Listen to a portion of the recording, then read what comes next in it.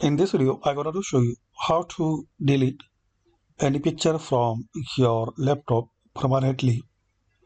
So as we can see, we have some pictures and images.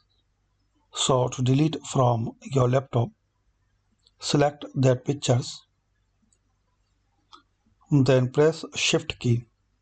If you want to delete permanently, so press and hold Shift key, then right click and click on delete.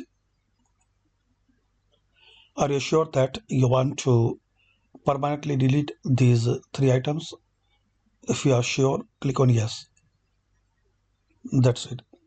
So very simple and easy method to delete picture and images permanently from your PC. Firstly, right click on that picture, then press and hold Shift key, then click on delete and click on yes. That's it. Thanks for watching.